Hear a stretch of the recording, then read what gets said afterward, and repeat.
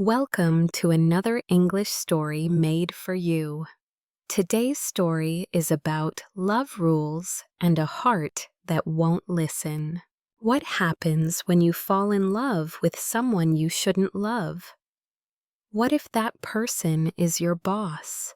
This story is simple, emotional, and easy to understand. It will help you improve your English while feeling every word. So relax, listen closely, and enjoy this love story. He's my boss. I shouldn't love him, but I do. My name is Lily. I'm 20 years old. Last month, I started a new job. It's my first office job. I was nervous on my first day. Everything was new to me. The office was big and clean. People were working quietly. I sat at my desk and looked around. Then the door opened. A tall man walked in. Everyone stood up. He smiled and said, "Good morning, team." Someone whispered, "That's Mr. Carter. He's the boss." Mr. Carter looked young, maybe 30 or 32. He had short black hair. His suit was perfect. His voice was calm. His smile was kind. He looked at me and said, "You must be Lily. Welcome." I stood up quickly. "Yes, thank you." He nodded and walked away. My hands were shaking. He was handsome, but also he was my boss. I told myself, stop thinking like that. Just do your work. But all day I kept thinking about him. Every time he walked past me, my heart beat faster. I tried to focus on my tasks. I didn't want to make mistakes. At lunch, I sat alone. I didn't know anyone yet. Then I heard a voice. "May I join you?" I looked up. It was Mr. Carter. I almost dropped my sandwich. "Yes, of course." He sat down and asked, "How's your first day?" I said, "It's good, just a little scary." He smiled. "That's normal. You'll do fine." We talked for a few minutes. He asked about my school and hobbies. He listened closely. He made me feel calm. After lunch, I went back to my desk. My face was warm. Other workers looked at me. One woman raised her eyebrows. I looked down. I didn't want people to talk. I said to myself, he's just being nice, that's all. But deep inside, I knew something had started. Something I didn't plan. Something I couldn't stop.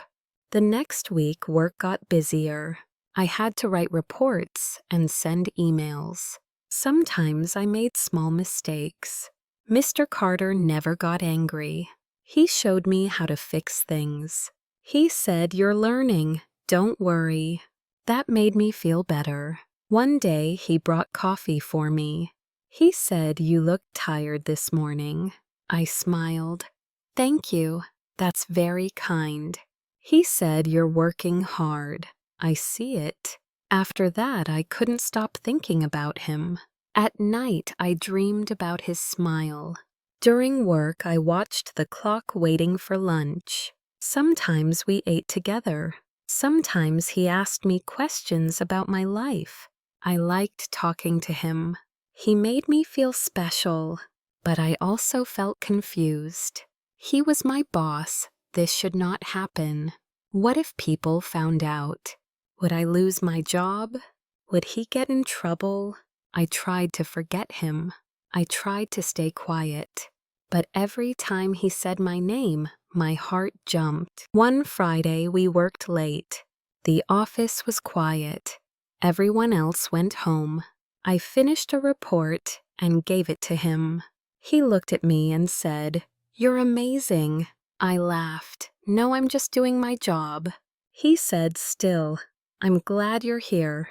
His eyes were soft. His voice was warm. I looked away. "Thank you, Mr. Carter." He smiled. "You can call me James." I nodded slowly. "Okay, James." That night, I couldn't sleep. I kept hearing his voice in my head. You can call me James. It felt too personal, too close, but I liked it, and I was falling deeper. Monday came. I felt nervous. I wore a new dress. I wanted to look nice. When I walked into the office, James looked at me. He smiled. New dress. I nodded. Yes, do you like it? He said it looks great on you. My face turned red. I said thank you. I went to my desk quickly. I didn't want others to hear us, but I saw my coworker Anna watching. She whispered to another girl. I looked down and started typing fast. Later I went to the break room.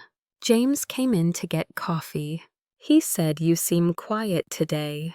I said, "People are talking." He looked serious. About us. I nodded. Maybe. He said, "We've done nothing wrong."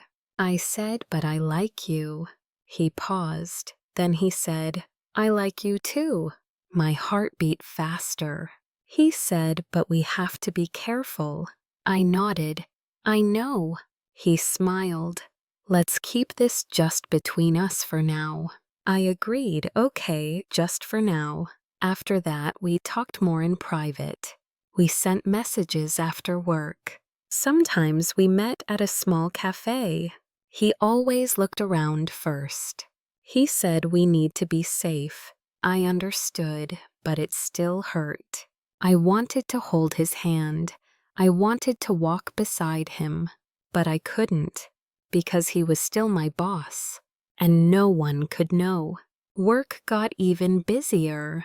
We had a big project to finish. Some nights we stayed late in the office. The lights were low. The air was quiet. It felt like the world stopped outside. One night, it was just the two of us. He sat across from me looking tired. I said, "You need rest." He smiled. "So do you." I laughed. "Then let's finish this fast." We worked side by side for hours. Sometimes our hands touched. Each time my heart skipped a beat. He didn't move away, and I didn't either. When we finished, it was almost midnight. I said I should go. He said, "Let me walk you out." Outside, the street was quiet and dark. He looked at me and said, "You're special, Lily." I said softly, "You are too." We stood close, very close. He leaned in. My breath stopped. Then he kissed me. It was soft. It was short, but it changed everything. When we pulled away, I didn't know what to say. He said, "I'm sorry." Was that wrong? I shook my head. No, it wasn't. We stood there for a moment, saying nothing. Then I said I should go. He nodded. "Text me when you get home." I walked away slowly. My heart was full. My mind was confused. I knew I loved him, but I also knew this wasn't going to be easy. The next morning, I walked into the office. Everything looked the same, but I felt different. I thought about the kiss. I thought about James. I tried to act normal, but I saw Anna staring at me again. She said, "You're smiling a lot today." I just said it's a good day, but deep inside I was scared. Were people starting to notice? During lunch, I sat alone. James didn't come to the break room. We didn't text all day. My heart started to worry. Later, I went to his office with some papers. He looked serious. He said, "Close the door." I sat down. "Is something wrong?" He said, "People are talking." I looked down. I was careful. He nodded. "I know." But Anna asked me strange questions. I said, "Should we stop?" He stood up and walked to the window. He said, "I don't want to stop." I said, "Me neither." He looked at me. "But this is risky." I whispered, "I'm willing to take the risk." He smiled a little. "Me too." He walked closer. He touched my hand. Then he said, "Let's keep it quiet a little longer." I nodded. "Okay, I'll be careful." But as I left his office, Anna walked by. She looked at me. Then she looked at the door. I felt cold inside. The risk was getting bigger, but so was my love for him. Weeks passed. James and I saw each other after work. We met at quiet cafes. We walked in the park. He made me laugh. He made me feel loved. But at work, we kept our distance. We smiled, but only when no one watched. One day, my manager called me in. He said, "Some people think you're close to Mr. Carter." I froze. "Close, we just talk sometimes." He looked at me. "Be careful, Lily." I nodded. "Yes, of course." After that, I felt scared. Was someone watching me? Was I going to lose my job? I texted James that night. He said, "Let's meet." We met at his car after work. I said, "Someone talked to me today." He said, "I know. They talked to me too." My hands were cold. He said, "They can't prove anything." I asked, "But what if they do?" He looked at me with soft eyes. "I don't care about my job," he said. "I care about you." I felt warm and sad at the same time. I said, "But I care about your job. And mine." He held my hand. "What do you want to do?" I looked up at the sky. "I don't know," I whispered. "I just don't want to lose you." He said, "We'll figure it out. Together." The next week felt heavy. People at work were quiet around me. Some smiled less. Some stopped talking. I felt alone at my desk. James didn't visit my table anymore. He stayed in his office most of the day. I missed him. I missed his smile. At night, we still messaged. But it wasn't the same. One night, I asked him, "Are you okay?" He replied, "It's hard. I don't want to hurt you." I said, "I feel the same." The next morning, Anna walked up to me. She said, "You should be careful." I asked why. She said, "People talk. They see things." Then she walked away. My hands were shaking. That night, I cried in bed. I felt like I was in the middle of two worlds. One world was work rules, eyes whispers. The other was love, quiet, sweet, and secret. I asked myself, can I have both? The answer wasn't clear. I only knew one thing. I loved him, and I was afraid of what might come next.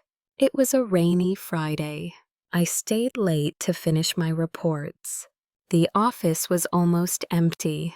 Only James and I were still there. He came to my desk. "Let's talk," he said softly. We went into his office. He closed the door behind us. I said, "What's wrong?" He looked tired. His eyes were sad. He said, "They gave me a warning." My heart dropped. About me. He nodded. "They know something is going on." I sat down. My hands were cold. "What do we do now?" I asked. He sat next to me. "I don't want to hide anymore," he said. "Do you want to stop?" I asked quietly. He shook his head. "No, I want to be with you." I said, "Even if it costs you your job." He looked at me for a long time. "I'm thinking about leaving," he said. I stood up. "You can't leave because of me."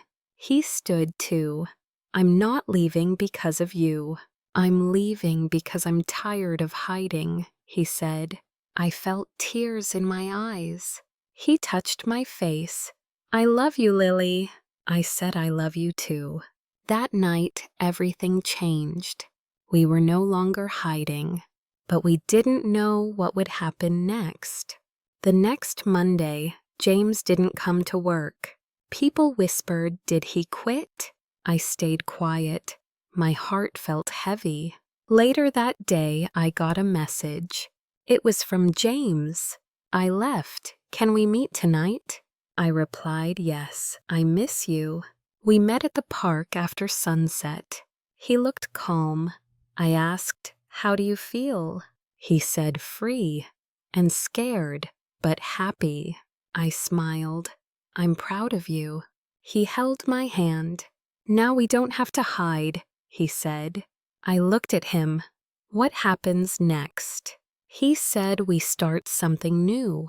Weeks passed. We started seeing each other more. We went on real dates. We laughed without fear. I got a new manager at work. Anna stopped talking about me. Everything felt easier. One evening, James said, I'm starting my own company. I smiled. That's amazing, he said, and I want you beside me. My eyes filled with happy tears. I'm with you, I said. This time we were not afraid. We were not hiding. We were just two people in love. Looking back, I never thought I would love my boss. It was not part of my plan. But life is full of surprises. Love doesn't ask for permission. Sometimes it comes at the wrong time. Sometimes it feels like a mistake. But real love is not always easy. It brings joy, but also fear. It gives hope, but also doubt. Still, I followed my heart, and I found something real. Now we live without secrets.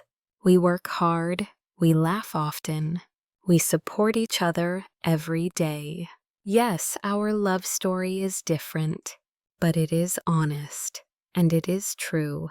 If you feel something strong, don't ignore it. Even if it feels scary, sometimes the best things begin in the most unexpected ways. Love is not always simple, but when it's real, it's worth it. Thank you for watching this story. It was about love, fear, and choosing your heart. Sometimes love comes at the wrong time. Sometimes it feels like a secret. But real love is honest. Real love gives you strength. If you enjoyed this story, please like the video. Don't forget to subscribe for more simple and emotional English stories. We believe that stories can help you learn English and also help you feel every word with your heart. You are not alone in your feelings. Love is never easy, but it's always a part of life.